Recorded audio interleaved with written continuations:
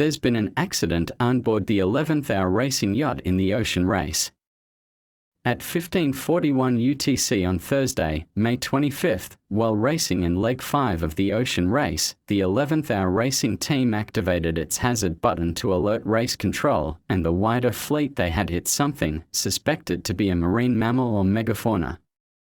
The team was in the mid-North Atlantic Ocean at 52° north, 35° west, approximately 750 nautical miles, which is 863 miles or 1,389 kilometers off the coast of Newfoundland, sailing at 29 knots in 28+ knots of wind speed, some of the fastest conditions yet seen in the race. The impact was sudden, and the crew on board were thrown forward, causing 2 injuries on board. Trimmer Charlie Dalen has a suspected mild concussion, and media crew member Amory Ross has injured his shoulder. The race's on-call doctor, Spike Briggs, has spoken to the sailors on board the boat by satellite phone. Dr. Briggs has prescribed painkillers, bunk rest, and plenty of water to hydrate, and is monitoring the situation closely. The 2 sailors are reported to be comfortable, and their next of kin have been informed. The crew are all very shaken by the incident and will follow best practices, reporting the suspected strike to the International Whaling Commission.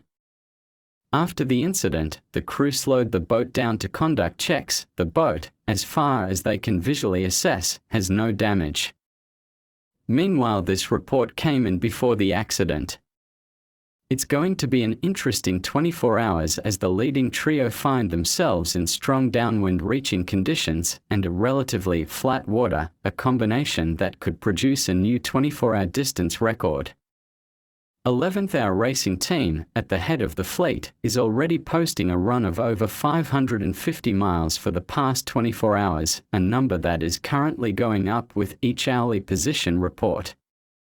We've got plenty of wind, there's a bit more pressure than forecast, and it's still a little bumpy, but we got out across the front earlier than the other guys, which seems to be a gain for now, said 11th hour racing team skipper Charlie Wright.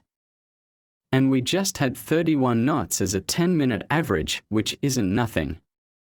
Team Wholesome PRB and Team Malaysia, in 2nd and 3rd place respectively, are striving to match that pace.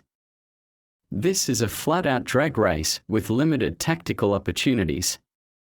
It's a speed course, not a strategic course at the moment, said Jan Elis on Team Malaysia. When we get close to Aarhus, it becomes more of a coastal race with some more strategic options. The 3 first boats are sailing around the high-pressure weather system in strong southerly winds, while Biotherm couldn't cross the front and is in upwind conditions, explained race meteorologist Christian Dumard. For the leaders, the wind could still be quite strong through Friday, before it shifts to the northwest. He adds that the current forecast is for light winds near the finish, which could provide wholesale changes for the leaders. Anything could happen, Dumard says.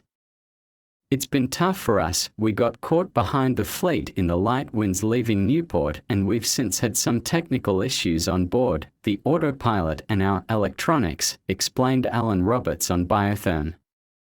We also had a sail lock break and we needed to recover the J3 headsail out of the water. We've lost a few hours dealing with these problems.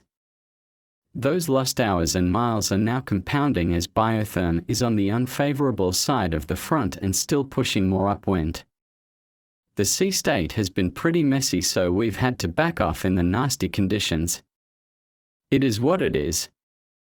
All we can do is to keep going as fast as possible in the weather conditions we have.